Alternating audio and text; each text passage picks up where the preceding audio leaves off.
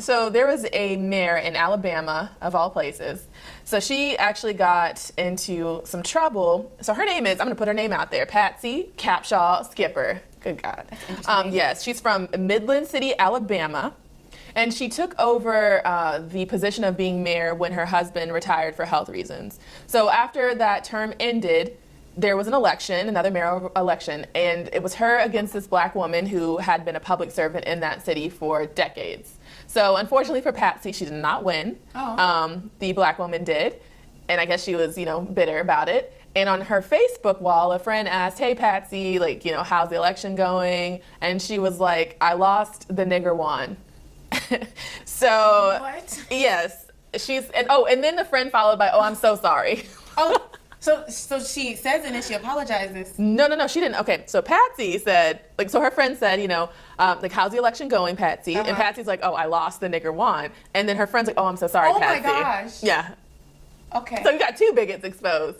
We're making progress here. This is 2016. I just wanted to remind you. And this is the person who ran for mayor. Yes, ran for mayor. So she's claiming now, of course, that she was hacked. Her Facebook was hacked, and she didn't type those comments. But I'm trying to imagine a hacker hacking. Usually when they hack into a Facebook account, because I've had my Facebook hacked into, it was like penis enlargement advertisements. Yeah. And then people were like texting me like, "Why are you sending me this?" And I'm like, you know that I did not send penis enlargement advertisements to like 1,000 people. I'm sure you know that. So for a hacker to go into her Facebook and know the results of her election, know that she was the mayor, and it's just, come on, Patsy.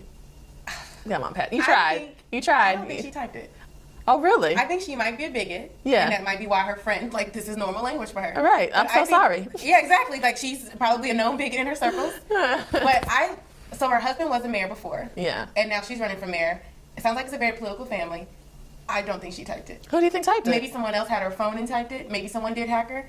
I think it speaks more about, I cannot see someone who is political by nature typing such a derogatory statement on Facebook. I think you'd be surprised. Well, we had a presidential candidate in the 2008 and 2012 election by the name of Rick Perry, who was the governor of Texas, and he lived on a family ranch called Niggerhead. So as far as I'm concerned, these people if you are so entrenched. But he got exposed for that, right? Not too much. It didn't make that many waves. No. I mean, he didn't go on Facebook and was like, "Hey, I'm going to Niggerhead Ranch today."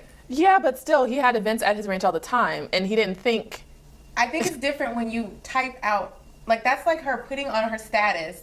I think or if she typed it, I think maybe she doesn't understand the way Facebook works, and she thought it was a private message. I could see more of that. And then she sent it. I just can't see her typing it for everyone to see, especially. But then who else would have typed it? And I feel like if somebody else had typed it and not her, I think her friends would be like, "Patsy, is that you? Patsy, you okay?" Right. But see, I'm saying even if she didn't type it, I think that her friends know who she is. They know what kind of person she is. So that's why they're just like, "I'm sorry." I think obviously she's a bigot, but I don't think she typed it. Or she didn't type it and mean for it to post on her wall. I think the second thing is more true. I think because she's an older lady, that she didn't realize that response. Yeah, see this. I think Has she apologized for it? No, she just claimed she got hacked. Yeah, whatever. Yeah, bye. Okay.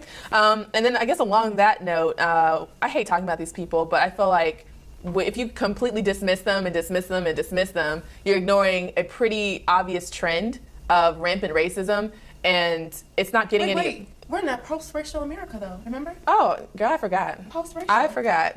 Whatever that means. The governor of Maine, his name is Wayne Lepage.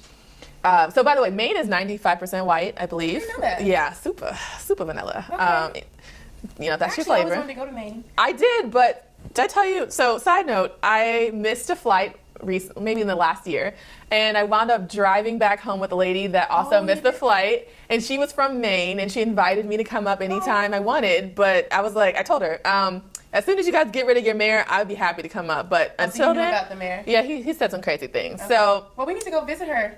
yeah, I'd love to go to Maine. she said it was really nice. She said she lives in a really diverse area, and that where she lives is kind of like the little United Nations, where a lot of people from different countries live. But that's the 5%. That's the 5%. Well, we should go visit. Maybe one day, but I could just to read his quote. So this was his quote was in response to, I guess, I don't know, people that were selling drugs in Maine, and so he claims that 95% of the people that sell drugs in the state of Maine are Black and Hispanic.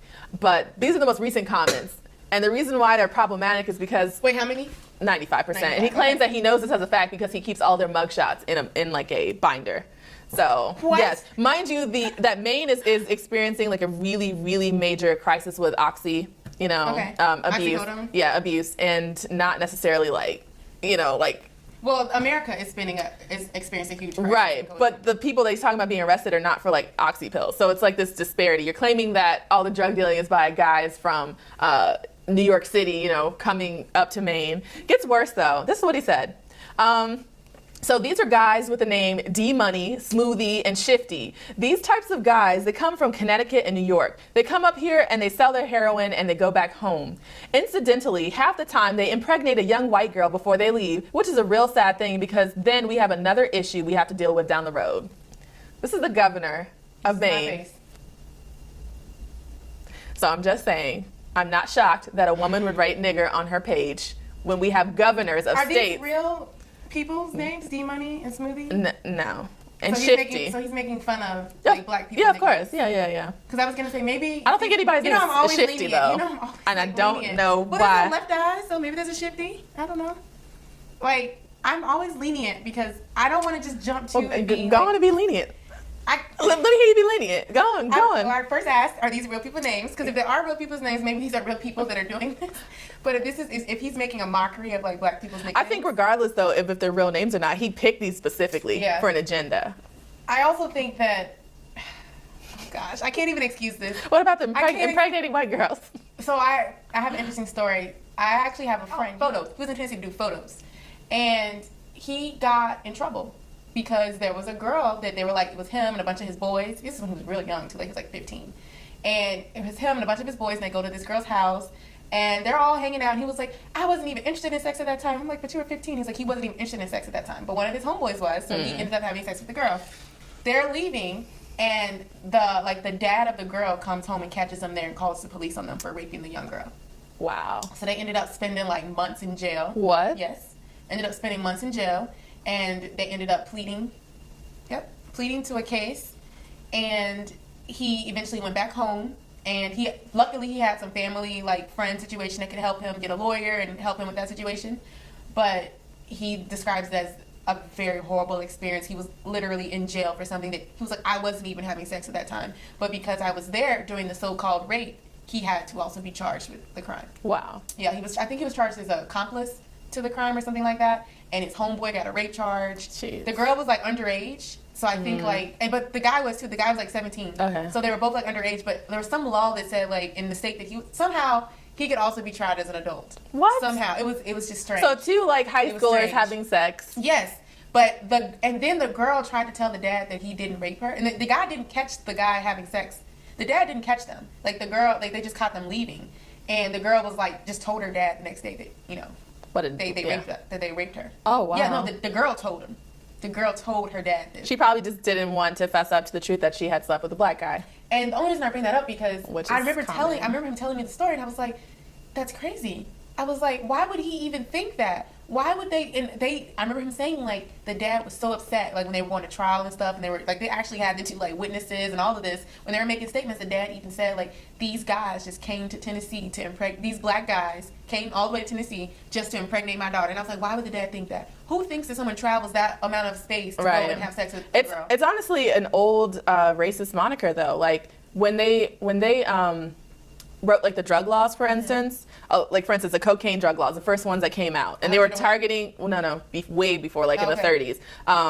Like they made marijuana illegal to subjugate Mexicans. They made opium illegal for Chinese. They made cocaine illegal, and some of the reasoning was that black men would go crazy and rape their women. And have you ever heard of that phrase? First they take our jobs, then they take our women. Yes, I've heard that. It's that same mentality over and over. And I was listening to the Young Turks yesterday, and they were talking about, I think maybe this, and he was saying that they feel like the reason why a lot of white men will make these comments is because of the legacy of slavery. Like they know what happened to black women during slavery. Like we're basically the product of many rapes. Like that's what African Americans are. Yeah. And that's why the average African American is almost a quarter Caucasian. So it's like they're afraid that what they did to us, we will eventually do to them. And that's not happened, but that's the legacy. Like, oh, we have to protect our women, from them. I always just kind of saw it as they see us as monsters.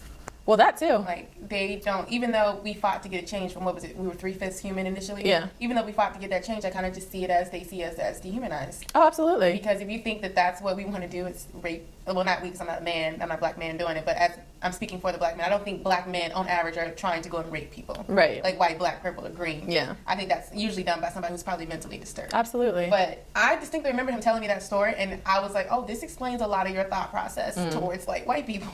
Because some of the things he would say, and I would be like, you can't say that. Yeah. Stop. Yeah. And like, we told me that, I was like, wait, he was in jail for like almost a year, I think. What? Oh my God. And he had to plead out, so it was on his record.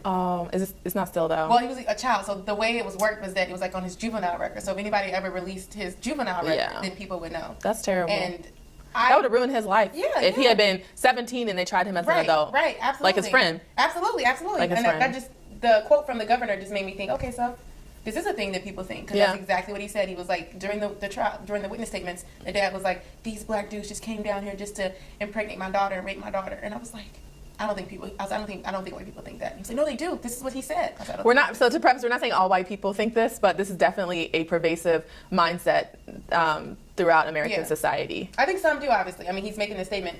Yeah. And I honestly think, same thing about Donald Trump, I think that he only makes this statement if he thinks that his constituents agree with him. Oh, yeah. So he's making the statement for himself, and if his and he's basing it off of knowing that his constituents agree with him. He's a great reader of his surroundings. That's one thing I have to give him. He has a gift for that, and people fall for it. So, all right. Oh, the last thing.